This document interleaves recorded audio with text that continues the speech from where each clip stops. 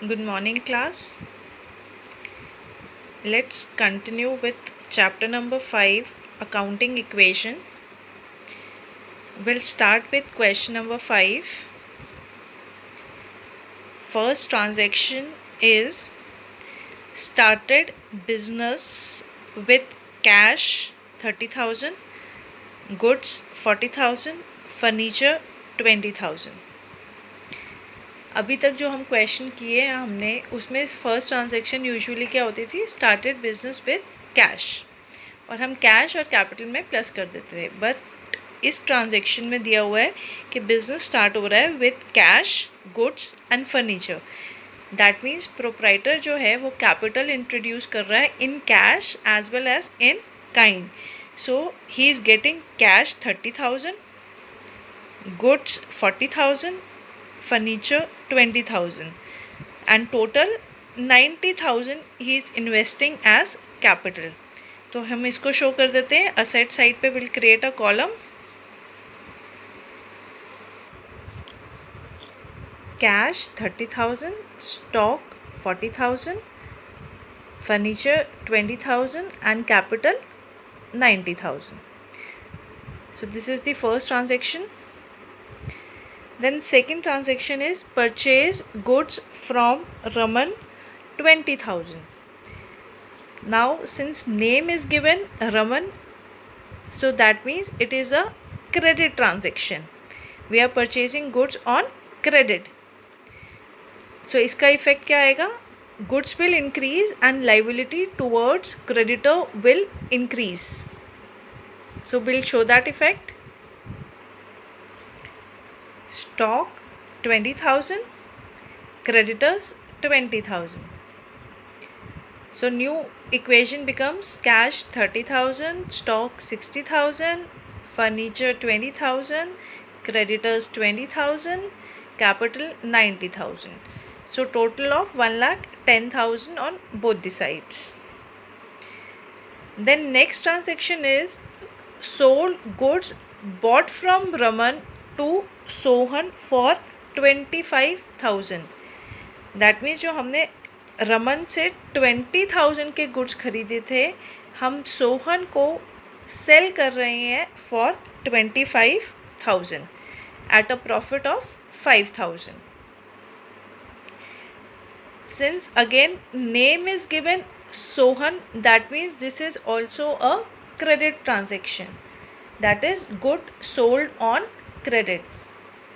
तो इसका इफेक्ट हम दिखाएंगे अकाउंटिंग इक्वेशन पे. Stock reduce by 20,000, debtor on the asset side 25,000 and 5,000 profit is added to the capital. So new equation becomes cash 30,000, stock 40,000, furniture 20,000, debtor 25,000, creditors 20,000 and capital 95,000. Then next transaction is rent paid 4,000, rent outstanding 1,000.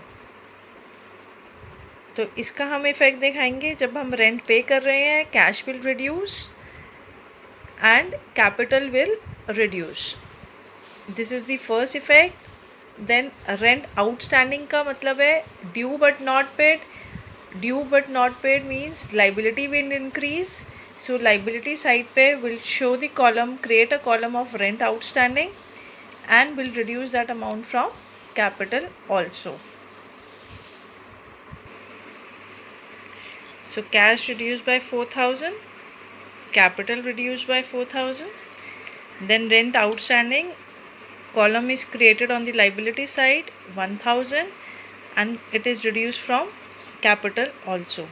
So new equation becomes cash 26,000, stock 40,000, furniture 20,000, debtor 25,000, creditors 20,000, rent outstanding is 1,000, capital is 90,000. So on both the side we have balance of 1,11,000. Then next transaction, Sohan settled his account at discount of 500. Sohan हमारा एक debtor था जिसको हमने good cell किए थे of 25,000. वो अपना account settle कर रहा है by receiving a discount of 500. That means हम उसको 500 का डिस्काउंट दे रहे हैं and he is giving us the remaining payment. तो जब वो पेमेंट दे रहा है it will be added to the cash. Debtor will be nullify because उसका इफेक्ट कैंसिल हो जाएगा. वो पेमेंट दे रहा है, उसका अकाउंट इज सेटल्ड एंड 500 का जो डिस्काउंट है that will be reduced from the capital. So will receive cash of 24,500. Debtor पूरे 25,000 से माइनस होंगे because he is settling his account. उसकी अब हमारे बिजनेस के टूवर्ड्स कोई लाइबिलिटी नहीं बनती, तो पूरा 25,000 माइनस करेंगे. बट कैश में 24,500 आएगा क्योंकि 500 का डिस्काउंट है and that discount is a expense for the business. It will be subtracted from the capital. So new equation become cash 50,000, stock 40,000, furniture 20,000, debtor zero हो गए हमारे, creditors 20,000, rent outstanding 1,000, capital is 89,500. The next transaction is received commission ₹5,000 include 1,000 as advance. That means जो हम commission receive कर रहे हैं 5,000 की, उसमें से 1,000 एडवांस कमीशन है. एडवांस कमीशन का मतलब है इनकम रिसीव्ड इन एडवांस, जो अभी ड्यू नहीं हुई थी रिसीव करना बट अभी हमने रिसीव कर ली है. So income received in advance is a liability because अभी बिजनेस ने उस कमीशन को अर्न करने के लिए गुड्स या सर्विसेज रेंडर नहीं की है. They are liable to render the goods और services. So advance commission is a liability for the business. तो इसका इफ़ेक्ट क्या आएगा, हमने रिसीव किए कमीशन 5,000, तो जो हमने 5,000 रिसीव किए वो हमारे कैश में इंक्लूड हो जाएगी, ऐड कर देंगे 5,000. यूजुअली कमीशन रिसीव करना हमारे लिए एक इनकम है और इनकम बिजनेस की ओनर के पास जाती है जिसका अकाउंट हम कैपिटल से रिप्रेजेंट करते हैं. तो 5,000 जो हमने कमीशन रिसीव की है उसमें से एक्चुअल रेवेन्यू कितना है 4,000. तो कैपिटल में हम सिर्फ 4,000 ऐड करेंगे एंड लाइबिलिटी साइड पे हम एक कॉलम क्रिएट करेंगे एडवांस कमीशन का विद 1,000. सो इसका इफ़ेक्ट क्या आएगा, कैश 5,000 बिकॉज हमने टोटल कमीशन 5,000 रिसीव की है. Capital 4,000 because actual income is 4,000 and liability side will create a column commission received in advance or advance commission 1,000. This is a liability for the business. So final equation becomes cash 55,000, stock 40,000, furniture 20,000, creditors 20,000, rent outstanding 1,000, commission received in advance 1,000 and capital 93,500. So this is a final equation and we'll close the equation with double line. Sometimes in question we are asked to prepare the balance sheet also. Balance sheet is a position statement which shows position of assets and liabilities and इसका format होता है balance sheet as at is at a particular date.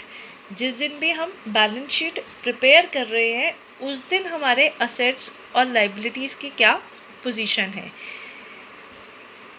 जैसे हर एक transaction के बाद हम देख रहे हैं असेट और लाइबिलिटीज़ की पोजीशन चेंज हो रही है, तो बैलेंस शीट जो है जिस पर्टिकुलर डेट पे हम प्रिपेयर कर रहे हैं उस पर्टिकुलर डेट पे हमारे असेट्स और लाइबिलिटी की पोजीशन बताता है. बैलेंस शीट का फॉर्मेट होता है liabilities, amount, asset, amount. 2 columns, 2 sides, liability side and asset side. तो liability side में जो भी हमारी final equation में liability अपीयर कर रही है हम वो लिखेंगे. we'll start with capital. Final equation में capital was 93,500. So capital 93,500. Then commission received in advance 1,000. Rent outstanding 1,000. Creditors 20,000. ये हमारी सारे liabilities आ गई. Assets क्या appear कर रहे हैं? Cash, stock and furniture. So we'll write cash 55,500, stock 40,000, furniture 20,000. And then we'll do a total of both the sides, which is coming out to be 1,15,500. And then total is always closed with double line. तो हम asset side को और liability side की total को double line से close करेंगे. And the total of balance sheet should always come equal. So this is the balance sheet.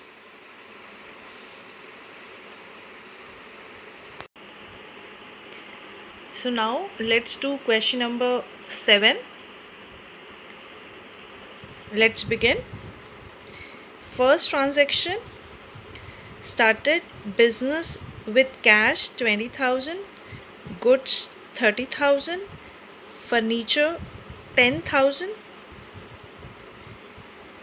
सो इसका accounting equation पे क्या इम्पैक्ट आएगा? असेट साइड पे हम कैश, गुड्स एंड फर्नीचर का कॉलम क्रिएट करेंगे 20, 30 and 10 and total is 60,000. Capital आ जाएगी 60,000. So cash will appear 20,000, goods 30,000, furniture 10,000 and capital 60,000. The next transaction, bought goods from Ram on credit 25,000.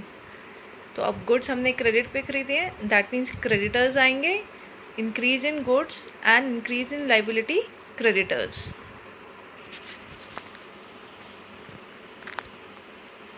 Goods 25,000 plus creditors 25,000 से पे करेंगे. The next transaction, I am not creating new equation in between, but when you are doing the question, आपको new equation बनानी है so that you can check the accuracy of your work, whether your both the sides are matching or not.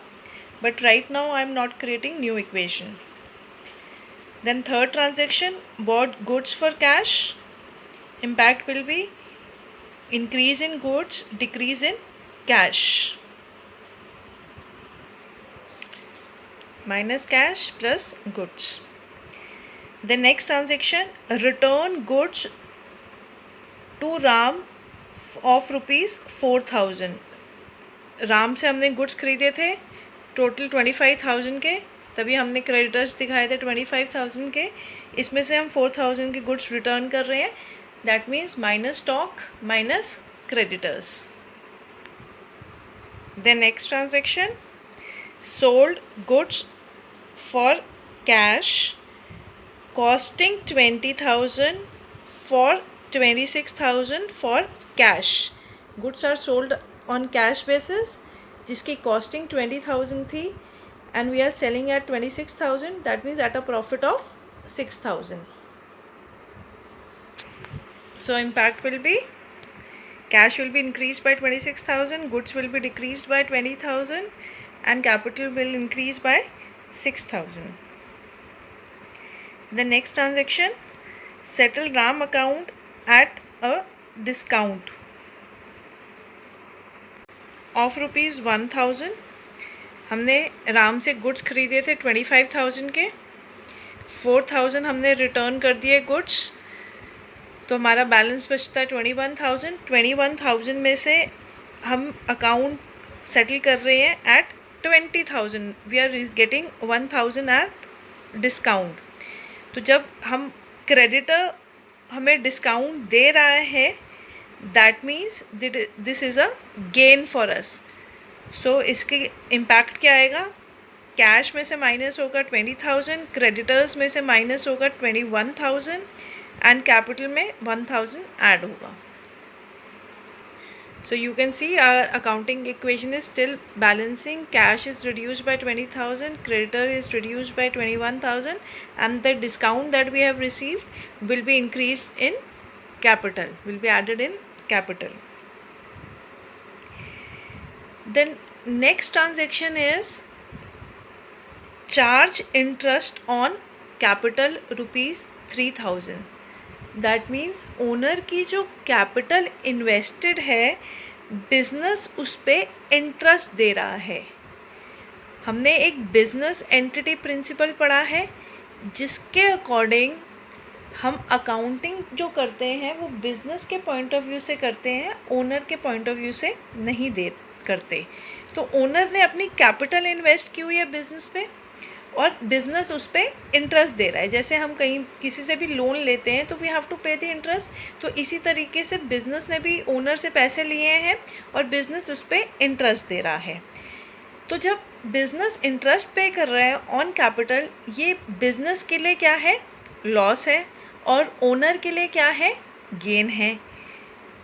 Business का जो loss है वो हम कहाँ पे माइनस करते हैं, हम कैपिटल में से माइनस करते हैं.